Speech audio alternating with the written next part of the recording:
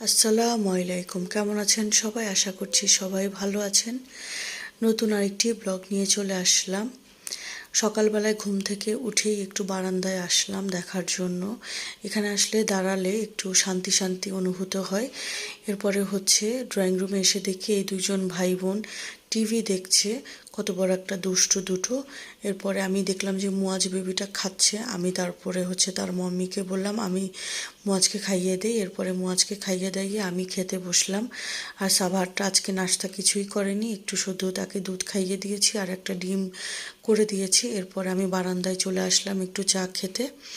এরপরে বারান্দা থেকে রুমে গিয়ে দেখি এই দুজন আবার এখানে চলে এসেছে। দুজন খেলা দিচ্ছে, খেলা আর কি, তাদের দুজনের খেলাই হচ্ছে একজন আরেকজনের পিছে হাঁটা আর একজন আরেকজনকে উম্মা দেওয়া, আরেকজনকে জড়িয়ে ধরা। এই যে মুয়াজটা ইদানিং সাবাদ বাচ্চাটাকে এত ভালো চিনেছে যে তাকে জড়িয়ে ধরে রাখে, মনে হয় যে একদম মানে কি করবে সাবাহাতকে সে পারলে ঢুকিয়েই রাখে তার মধ্যে।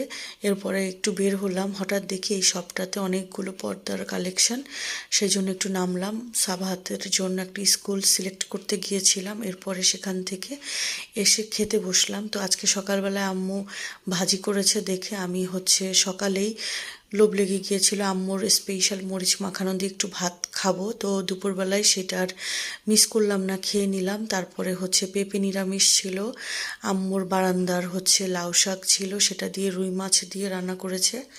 সাথে হচ্ছে তেলাপিয়া মাছ চচ্চড়ি করেছিল। আর মুরগি মাংস তো থাকবেই সাবাহাত বাচ্চাটার জন্য। আমার মুরগিটা মাংসটা খুব বেশি পছন্দ না, আমি একটু মাছ পছন্দ করি বেশি, তো মাছ দিয়েই খেলাম। এরপরে হঠাৎ করে আনফর্চুনেটলি ছোটো ভাইয়ের বউ আবার আমার জন্য হচ্ছে চা নিয়ে আসলো। আর এই দুষ্টু বাচ্চাটা দেখেন লোশন দিবে, সাথে হচ্ছে পাউডারও দিবে। তারপরে দুষ্টুমি করে, এই দুষ্টুটার সাথে আমি দুষ্টুমি করলাম, এই ফাঁকেই মুয়াজ ঘুম থেকে উঠে এসে এই যে বোনের পাশে শুয়ে আছে আর আমাকে কেমন করে তাকাচ্ছে। আমি হচ্ছে তার সাথে কথা বলছি বলে এই যে কেমন করছে, তার বোনের সাথেই তার যত খাতির। এরপরে হচ্ছে সন্ধ্যায় ভাইয়ের বউরা নুডলস রান্না করে দিল। আর এই সাবাদ বাচ্চাটা দেখেন একটা একটা করে খাচ্ছে। তো আমি বললাম যে আসো মাম্মাম খাইয়ে দেই তোমাকে, মহাপণ্ডিতনি সে একজন, সে নিজের হাতেই খাবে।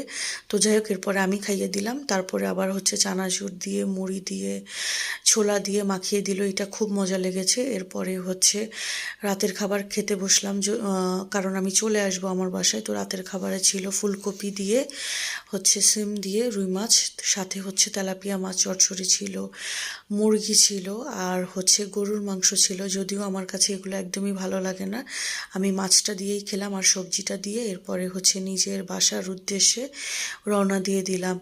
আসলে ইদানিং আম্মুর বাসা থেকে আসতে খুব মন খারাপ হয়, কেন জানি না, মনে হয় যে আম্মু আব্বুর কাছেই থেকে যায়, কিন্তু সংসার এমন একটা জিনিস, কোনো আসলে উপায় নেই।